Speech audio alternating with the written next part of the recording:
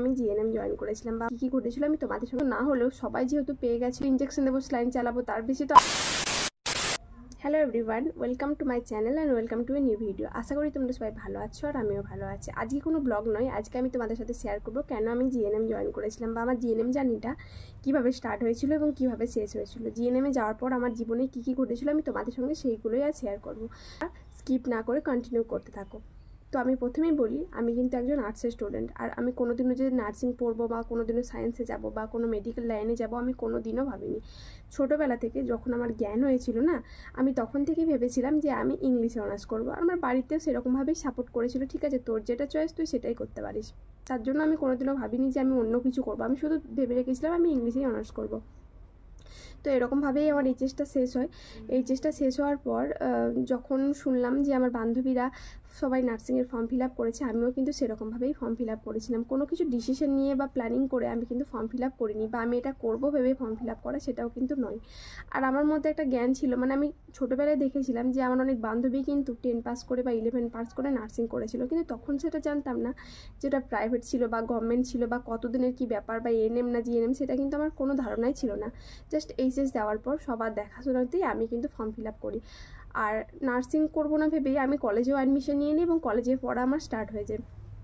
তো কলেজে পড়া স্টার্ট হতে হতে এখানে ভেরিফিকেশন হয়, ভেরিফিকেশন করি, তারপর আমাদের লিস্ট বেরোয়। লিস্ট বেরোনোর পর আমার কিন্তু যে বান্ধবীগুলো আমরা একসঙ্গে সবাই ফর্ম ফিল আপ করেছিলাম বা ভেরিফিকেশন করেছিলাম, ভেরিফিকেশনের অনেক বান্ধবী কিন্তু পেয়ে যায়, তখনও কিন্তু আমি পাই না। তাই তখন আমার একটু খারাপ লাগছিল। আসলে ব্যাপারটা ওরকমই হয়, তাই না?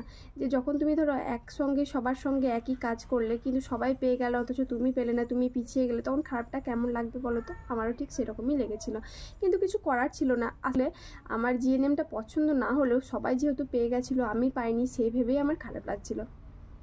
তাই সেটা ভেবেই বলতে গেলে জিএনএম যে ফর্ম ফিল আপের ব্যাপারটা না, ফর্ম ফিল আপ থেকে শুরু করে কবে কি লিস্ট বেরিয়েছে কবে কি না, সেটা কিন্তু পুরোটাই আমার বাবা দেখতো আর আমাকে বলতো। আমি কোনোদিনও ইন্টারেস্ট নিয়ে সেরকমভাবে দেখতে যাইনি। বা আমার একজন রিলেটিভ ছিল যিনি নার্সিং করতো, কিন্তু তাকেও কোনোদিন ঠিকঠাকভাবে খবর নেওয়া হয়নি, কারণ কি আমার সেরকমভাবে নার্সিংয়ের কোনো ইচ্ছা ছিল না। আর আমি যখন 2020 সালে না নার্সিং জয়েন করেছিলাম, তখন ইউটিউবেও অতটাও নার্সিং রিলেটেড কিছু আমি সেরকম পাইনি সার্চ করে। আর আমাদের মধ্যে এই ধারণাটাই ছিল যে জিএনএম মানেই নার্সিং আর এএনএম মানেই সাব সেন্টারের কাজ। জিএনএম মানে 3 বছরের আর এএনএম মানে 2 বছরের। আমাকে বাড়িতে বলেছিল যে তুই নার্সিং করতে পারবি না। যখন সবাই পেয়ে গেছিলো আমি পাইনি, তখন আমাকে সান্ত্বনা দেওয়ার জন্য অনেকজন বলেছিল যে ওখানে কষ্ট আছে প্রচুর, ঠিক আছে বাদ দে, পাসনি তো কী হয়েছে, ইংলিশে অনার্স করে নে। কিন্তু কী বলতো, সবাই পেয়ে গেছে আমি পাইনি, সেটা ভেবে খারাপ লাগছিলো। আমি তখন সবাইকে বাড়িতে বোঝাচ্ছিলাম যে কী হয়েছে, নার্সিংয়ে জয়েন করবো তো নার্সিংয়ে শুধু ইঞ্জেকশন দেবো, স্লাইন চালাবো, তার বেশি তো আর কিছু করতে হবে না, আমাকে তো আর বেশি খাটাবে না, কিছু কাজ করাবে না, কষ্ট দেবে না, তাহলে না করার কী আছে। কিন্তু সেরকমভাবেই যাচ্ছিলো। তারপর হঠাৎ করে না আমি যখন এএনএমে একটা লিস্ট বেরোয়, এএনএমে কিন্তু সেকেন্ড লিস্টে আমি বেরিয়েছিল, ঠিক আছে, কিন্তু আমি প্রথম থেকেই এএনএমটা আমার টার্গেটের মধ্যে ছিল না, প্রথম থেকে আমার ছিল জিএনএমটা টার্গেট। তাই আমি জিএনএম লিস্টটাই ফলো করতাম, এএনএমের লিস্টটা আমি কোনোদিনও ফলো করিনি। আর আমাকে এএনএম থেকে ফোন করেছিল যেদিন, সেদিন হচ্ছে যে অ্যাডমিশনের লাস্ট দিন যেদিন ছিল, সেদিনকে সন্ধ্যের দিকে মানে 4টে-5টার দিকে আমাকে ফোন করেছিল যে তুমি অ্যাডমিশন নিতে আসোনি। তো আমি শুনে তো অবাক, যদিও কিছু পাচ্ছিলাম না, তারপরেও একটা জিনিস পেলাম, সেটাতেও জয়েন করতে পারলাম না, সেটার জন্য খুব কষ্ট হয়েছিল, খারাপ লেগেছিল, কান্নাও করেছিলাম। কিন্তু কি করা যাবে, তারপরে মনে সান্ত্বনা দেওয়া হলো, ঠিক আছে পাইনি তো কী হবে, যেটা পাচ্ছি সেটাই করি। তো হঠাৎ করে এরকমভাবেই চলতে থাকে। আমার পড়াশুনো শুরু হয় এরকমভাবে, first list, second list, third list বেরোতে থাকে। তারপর হঠাৎ করেই 20 ডিসেম্বর 2020-তে আমাকে হচ্ছে স্বাস্থ্য ভবন থেকে ফোন করা হয়, বলে যে তুমি জিএনএমে পেয়েছো। তো আমি তো শুনে পুরো অবাক, আমি তো বুঝতে পারছিলাম না যে এটা সত্যি না মিথ্যা। সেদিন আমি একটা পিকনিকে গেছিলাম, তো বাড়িতে এসে আমি বাবাকে জানাই, স্বাস্থ্য ভবনে আবার ফোন করি। তো ফোন করার পর আমাকে বলে যে নর্থ বেঙ্গলের দুটো সিট ফাঁকা আছে, একটা কালিম্পং একটা আলিপুরদুয়ার, তুমি সেখানে চাইলে জয়েন করতে পারো। তো বাড়িতে প্রথমে বললো যে এটা তো অনেক দূরে হয়ে যাচ্ছে, ওটা একটা অন্য ডিস্ট্রিক্ট নর্থ বেঙ্গল হয়ে যাচ্ছে, ওখানে ওয়েদার আলাদা, তুই অতটা রাস্তা জার্নি করে যাওয়া সম্ভব হবে না। তো তারপরেও আমার তখন কিন্তু ওইসব কিছু মনে হয়নি, কারণ আমার কি মনে হয়েছিল যে আমার বান্ধবীরা জয়েন করে গেছে, আমি পারিনি, ওরা যদি পারে আমি কেন পারবো না, এরকম একটা ধারণা হয়ে গেছিলো।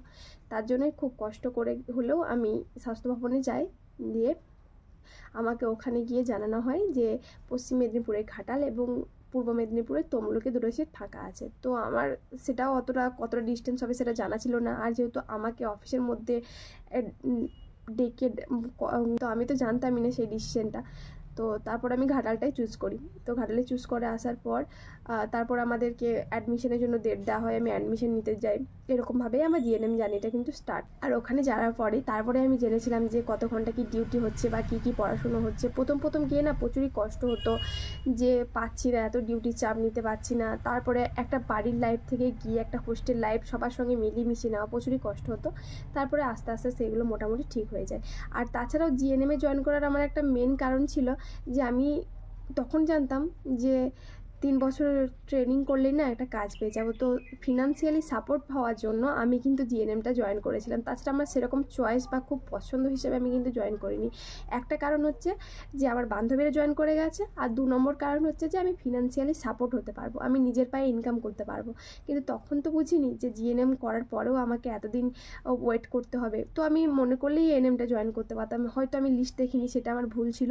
আর তখনও আমি জানতাম না যে 2 বছর ট্রেনিং করার পরেই সঙ্গে সঙ্গে কাজ পেয়ে যাবে। আমাদের মধ্যে একটা ধারণা ছিল, মানে অতটা তো জানতাম না, তাই আমাদের মধ্যে কয়েকজন বলেছিল যে জিএনএমটা কাজ করলে হাসপাতালে স্টাফ নার্সের কাজ করা যাবে, আর এনএমটা কাজ করলে সাব সেন্টারে কাজ হবে, কিন্তু ওটা হচ্ছে পার্মানেন্ট নয়, ওটা টেম্পোরারি। তো সেই ভেবে এনএমটা যায়নি। আর আমার কোনো বান্ধবী যেহেতু এনএমে যায়নি, সবাই গেছিলো জিএনএমে, তো আমিও সেই টার্গেট ছিল যে আমি জিএনএমেই যাব। তো এরকমভাবেই আমার একটা নর্মাল লাইন থেকে পড়াশুনো হয়ে একটা জিএনএমে আসা বা নার্সিং স্টার্ট হয়। তো আমার লাইফের জার্নিটা এরকমভাবেই শুরু হয়েছিল। তারপর ওখানে 3 বছর পড়াশুনো করি, ওরকমভাবেই কষ্ট করে, একটু খারাপ লাগা নিয়ে সব কিছু নিয়ে 3 বছর মোটামুটি কমপ্লিট হয়। এখন কমপ্লিট করে আমি বাড়িতে। ওখানে প্রথম গিয়ে প্রচুরই কষ্ট হতো, খাওয়া দাওয়া, ঘুমের ঠিকঠাক হতো না। বা প্রথম আমি যেহেতু আর্টসের স্টুডেন্ট ছিলাম না, তো প্রথম গিয়ে আমার পড়াশুনোরও একটু অসুবিধা হতো, কারণ কি ওখানে সায়েন্স রিলেটেড সাবজেক্টটা বেশি থাকতো। আর আমি যদিও বা ইংলিশে অনার্স করি না কেন, ওখানের ইংলিশটা পুরোটাই আলাদা ছিল। এখানে ইংলিশ অনার্স করলে সেখানে একটা লিটারেচার থাকবে, কিন্তু ওখানে না পুরোটাই একটা বায়োলজি, সব কিছু ইংলিশে, মানে সেটাকে আমাকে বুঝতে হবে, তারপর মুখস্থ করতে হবে। সেটা একটা অনেকটা চাপ, আমার পক্ষে চাপ হয়ে যাচ্ছিলো। কিন্তু আস্তে আস্তে ঠিকঠাকভাবেই মানিয়ে নিয়েছিলাম। আর বলতে গেলে কি বলতো, যে জিএনএমটা যাওয়া না আমার বাবার খুবই পছন্দ ছিল। আমার বাবা বলেছিল যে যদি ওটাতে যেতে পারি তো একটা ভালো কিছু হবে, বা নিজের পায়ে দাঁড়াতে পারবো, বা মেডিকেল লাইনে যাওয়া, যেহেতু আমাদের ফ্যামিলির কেউ মেডিকেল লাইনে নেই, তাই আমি গেলে সবাই খুশি হবে। এই ভেবেই আমার বাবার কিন্তু খুবই পছন্দ ছিল, আর আমাকেও খুব এনকারেজ করেছিল যে ঠিক আছে তুই যা, তুই পারবি। আমি যখন ওখানে থাকতাম, ওখানে খুব কান্নাকাটি করতাম, যে আমি বলতাম আমি বাড়ি চলে যাব, আমি থাকতে পারছি না, বা কোনো ফ্রেন্ডের সঙ্গে ঝামেলা হলে হয়তো আমি সেটা কারোর সামনে প্রকাশ না করতে পারলে বাড়িতে ফোন করে খুব কান্নাকাটি করতাম। কিন্তু বাড়ি থেকে আমাকে সবাই খুব মেন্টাল সাপোর্ট দিত। স্পেশালি আমার বাবা আমাকে বলতো না পারবি, কিছু হবে না, সবার সঙ্গে মিশে থাকতে হয়, বা অন্য জায়গায় পড়াশোনা করলেও তো তোকে সবার সঙ্গে মিশতে হতো, এসব হতো। এইভাবেই আমাকে সাপোর্ট দিত, এবং এইভাবেই আমার 3 বছরের জার্নিটা কমপ্লিট হয়। তো এখন আপাতত বাড়িতে, এখন কিছু কাজ নেই। তো আজকের ভিডিওটা এই পর্যন্ত। যদি ভালো লাগে তো like, comment, share and subscribe করতে ভুলো না। Thanks for watching. আর যদি তোমাদের নার্সিং রিলেটেড কোনো ভিডিও চাও বা নার্সিং রিলেটেড কিছু জানার থাকে, তাহলে অবশ্যই আমাকে কমেন্ট করতে পারো। আমি আশা করব তোমাদের কমেন্টের ফুলফিল করা। আর আমি যেটুকু জানি তোমাদেরকে সেটুকু শেয়ার করব। যদি আমার ভিডিওটা ভালো লাগে তো প্লিজ লাইক করে আমার পাশে থাকো আর আমাকে সাপোর্ট করো। Thanks for watching. টাটা।